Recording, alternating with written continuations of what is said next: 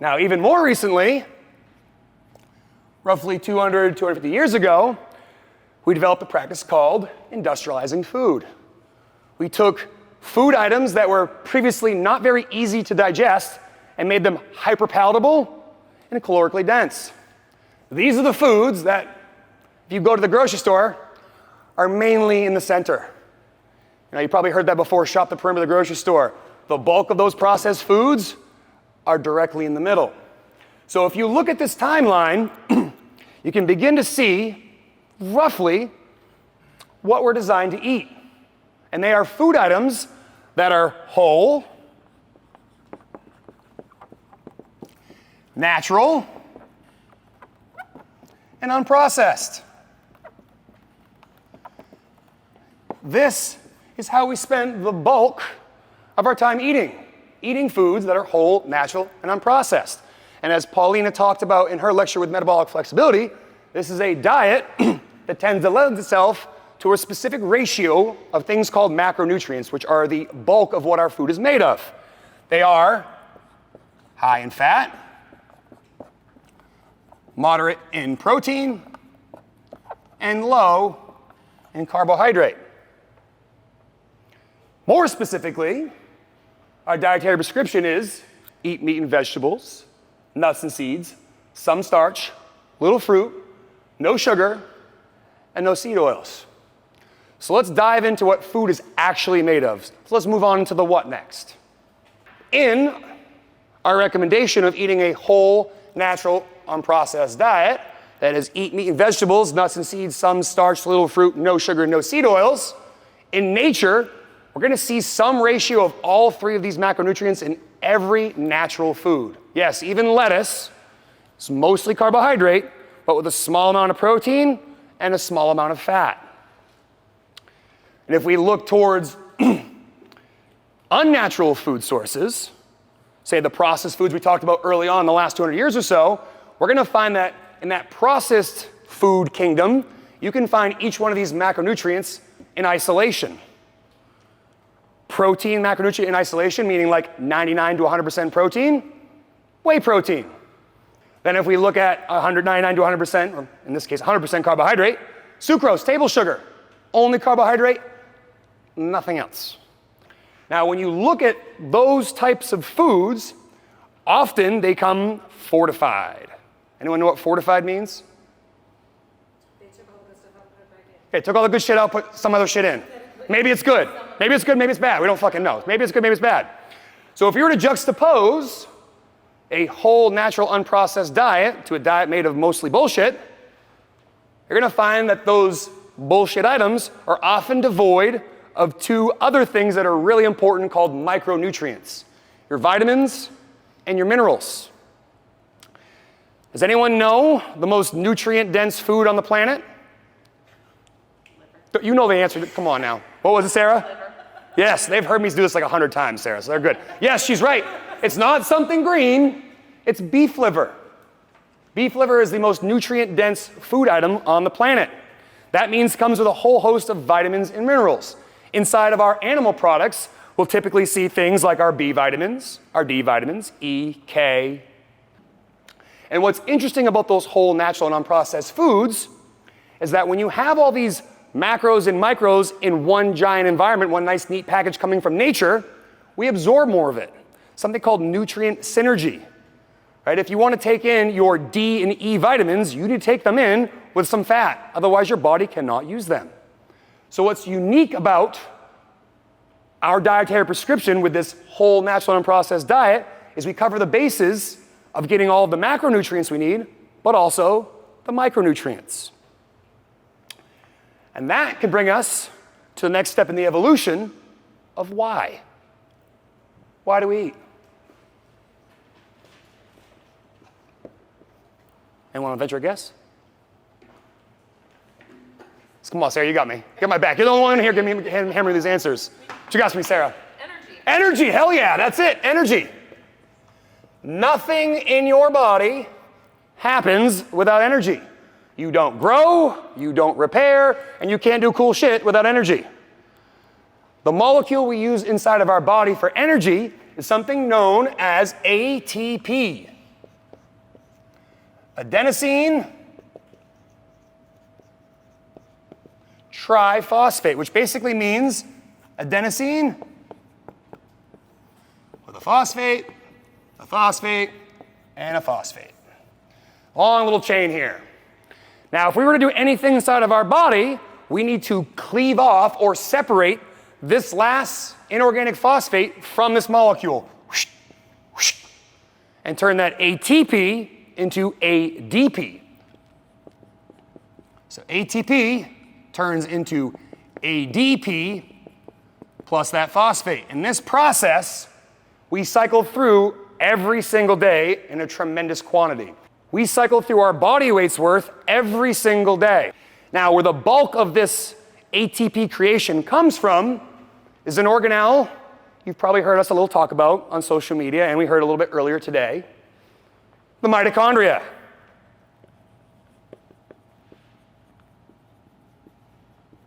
The mitochondria is the, come on guys. I need to have plugs in the audience next time so everyone just answers my question every time. Yeah, I did tell you to be quiet, that's right. Powerhouse of the cell.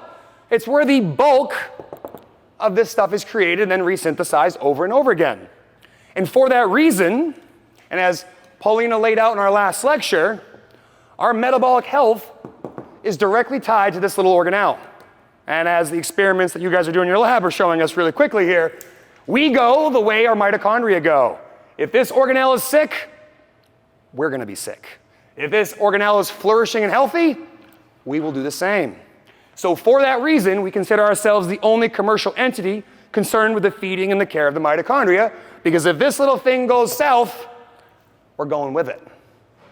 So that kind of brings me to the last point in this conversation today, which is going to be how. How do we care, well, more specifically, how do we feed the mitochondria so that it's as healthy as it can be? There are many different strategies that can kind of hit our aims of a whole, natural, unprocessed diet that is high in fat, moderate in protein, and low in carbohydrate. And if you walked into a place like this about 15 years ago, there was one diet and one diet alone that was all the rage. Max, what was it? Zone! The Zone diet was developed by Dr. Barry Sears. Yeah, rage on the Zone. Dr. Barry Sears theorized, had a hypothesis that if you fed an organism, a human being, a diet that was 40% carbohydrate, 30% protein, and 30% fat, we would control inflammation, we would increase satiety, we would no longer spike our insulin, and as a result, we would be a healthier person. This is a diet that focuses on low glycemic carbohydrate and healthy fats. Now, if you came to one of these gyms 15 years ago and someone was doing the Zone diet, first thing you probably hear from them is, oh my God, I'm hungry. After getting used to it, I'm hungry. What's happening here is this person's metabolism is stabilizing and learning how to use food for fuel. And after a little while, that grumpy feeling of I'm hungry turns into, wow, I'm starting to perform a little less well than I used to. Something's up. So you'd go to your coach and say, hey, I've been doing the Zone thing. It was great, but now I don't like it. I don't feel good. I feel like I'm bonking. I'm not doing it. Your coach would inevitably say, don't worry, I got your back. Here's how we fix it. We're going to increase one of your macronutrients, your fat. Often they'd put you on a prescription that was somewhere between 2 and 5x the baseline of fat. Next diet you probably heard about in your side of your box. Paleo. The ancestral diet. Eat like a caveman. Caveman didn't eat it, you don't eat it. This is a diet that focuses on whole, natural, unprocessed foods. One that is free of grains, legumes, and dairy, where you get to eat to satiety, because the food that you're eating naturally fills you up. So again, this is just a whole, natural, unprocessed diet where we eat to satiation, till we're full. Oh God, satiation, maybe that's how you spell it. All right. And that honestly was on the scene for quite a while after Zone, right? Because you had to eat as much as you want. There wasn't any calorie counting, there wasn't any macro counting, none of that counting. It was just eat real food and just eat until you're full. Well, we all know those folks that had some trouble on the paleo diet. Inevitably, those folks be the same person you saw elbow deep in a jar of almond butter. Natural, right? Cavemen ate natural almond butter, right? No. They were perturbing the diet and consuming a little bit more of these things down here. Then eventually you experiment a bit more. Move on to something maybe like a keto. Ketogenic diet, high in fat, moderate in protein, low in carbohydrate. And the goal of the ketogenic diet is to induce ketosis, which is nothing more than a registration of the ketones in your blood. We would look at somewhere between 0.5 and 3.0 millimole per liter. And as someone adopted this diet and they were able to get themselves down into ketosis, they could slowly start to titrate a small amount of carbohydrate as long as we don't get knocked out of ketosis. And again, this is a diet, high in fat, moderate in protein, low in carbohydrate. Sounds a lot like our stuff. And then even more recently, you may have heard of this one, the carnivore. Dr. Sean Baker, 2018 or so. This is basically the animal products diet. Eat meat, shellfish, high-fat dairy, about it. This is a diet that's typically high in fat, but also high in protein and very low in carbohydrate. The carnivore diet, for someone who is metabolically deranged, might be the answer, because we're no longer feeding the organism the one thing we can see gives them metabolic dysfunction, perturbs the mitochondria, the carbohydrate. So you, at this point, you might be asking, why do those three wickets matter? Why high fat, why moderate protein, and why low carbohydrate? All right, so right off the bat, high fat. When we consume a diet that is high in fat, we feel full. That's nice. We don't go back to the well over and over again. We're not constantly hungry. We're not dealing with energy crashes. We're not irritable at the office. We feel full all the time, right? That's a nice thing. So we increase fat oxidation. Because we're consuming more fat, we're likely consuming a lot less carbohydrate. Less carbohydrate means lower insulin, which means we're not dealing with the cravings and the crashes. But interestingly enough, when you eat a diet that's high in fat, you get something called mitochondrial biogenesis. And this is gonna be terrible, but let's see. Mitochondrial biogenesis. Mitochondrial biogenesis is nothing more than making more mitochondria, and the more mitochondria we have, the better we are at handling the macronutrients we take in and creating energy. Kind of important, right? As I told you earlier, if you want to live a long, healthy life, you need to care a lot about that organelle. Now let's move on to moderate protein, excuse me. Well, when we eat, we want to support our activity. If we're in these gyms, taking care of the mitochondria through high intensity, functional movements that are constantly varied, we need to eat protein to support that activity. We need to support growth and recovery of the muscles.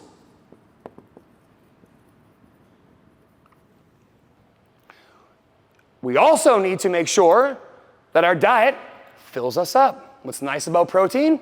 It's highly satiating. Makes you feel full. And then interestingly enough, when you consume protein, it has a high thermogenic effect. What that means is when you eat protein, you heat up. That heating up occurs as a result of using more ATP to digest the protein. Protein, your body can use for energy, but in a pinch. It prefers to use the carbs and the fat. But it can digest this and use this to, again, rebuild muscle tissue and repair.